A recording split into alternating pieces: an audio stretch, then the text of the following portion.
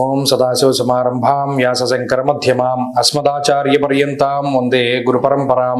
జ్యోతిష్ శాస్త్రాన్ని భావితరాల వారికి ప్రసాదించిన ఋషుల యొక్క పాదపద్మాలకి నమస్కారం చేసుకుంటూ, అలాగే నాకు ఈ జ్యోతిష విద్యను నేర్పిన గురువర్యులు జ్యోతిష బ్రహ్మ కీర్తిశేషులు శ్రీ ఈరంకి సూర్యనారాయణమూర్తి గారు, సూర్యశ్రీ దైవజ్ఞ గారి యొక్క పాదపద్మాలకి నమస్కారం చేసుకుంటూ, ఓం శ్రీ మహాగణాధిపతి నమః, శ్రీ గురుభ్యో నమః, హరి ఓం.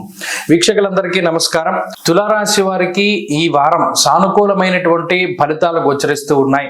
ప్రత్యేకించి పంచమ స్థానమందు శుక్రబుధుల యొక్క యుతి ఈ వారంలో తులారాశి వారికి అనుకూలిస్తుంది.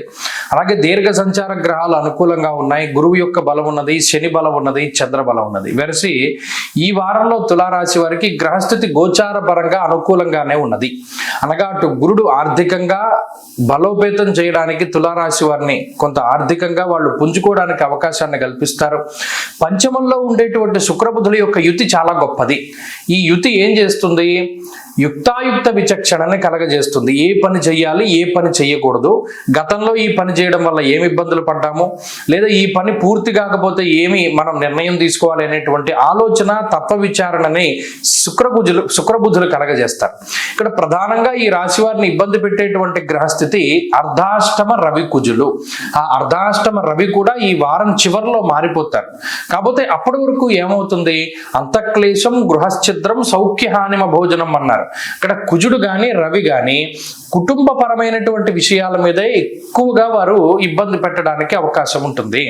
అనగా మానసికమైనటువంటి భయానికి, మానసికమైనటువంటి ఒత్తిడికి, ఇంట్లో ఉండేటువంటి పరిస్థితులకి సంబంధించినటువంటి ఒత్తిడిని అనుభవించడానికే ఈ గ్రహస్థితి ఎక్కువగా అవకాశాన్ని కల్పిస్తూ ఉంటుంది. మీకేదైనా అనారోగ్య సమస్యలు, మీకేదైనా ఆర్థిక ఇబ్బందులు, మీకేదైనా శత్రువుల యొక్క బాధలు ఉన్నా కూడా షష్ఠస్థానం ముందు ఉండేటువంటి శనేశ్వరుడు వాటి నుండి పూర్తి స్థాయిలో మిమ్మల్ని కాపాడుతారు. ఈ వారంలో ఉండేటువంటి చంద్రబలం, ప్రత్యేకించి జన్మరాశి స్థిత చంద్రుడు శరీర సౌఖ్యం ఆరోగ్య అన్నారు. అంటే ఆయన ప్రత్యేకించి ఆరోగ్యాన్ని మీకు ఇవ్వడానికి 30 రోజుల తర్వాత మరలా మీ రాశిలో ఆయన సంచారం చేస్తూ ఉన్నారు. కాబట్టి ఇది అటు ఆరోగ్య పరిస్థితులు, ఆర్థిక పరిస్థితులు ఇవి రెండు కూడా బాగానే ఉంటాయి. ఈ వారంలో ప్రధానంగా విద్యా సంబంధమైన విషయాలు, కుటుంబ సంబంధమైన విషయాలు, అలాగే ఉద్యోగ సంబంధమైనటువంటి విషయాలు కొంత మిమ్మల్ని ఒత్తిడికి గురి చేయడానికి అవకాశం ఉంటుంది. కాబట్టి ఆ విషయాల పట్ల జాగ్రత్త అవసరం.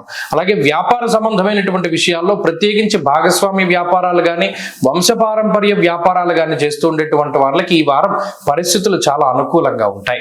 తులారాశి వారి ఈ వారంలో మరింత అనుకూలమైనటువంటి ఫలితాలని సాధించడానికై అర్ధాష్టమ రవిదోష నివారణ కోసమై ఆదిత్య హృదయ స్తోత్ర పారాయణం చేస్తూ ఉండడం చెప్పదగినటువంటి సూచన.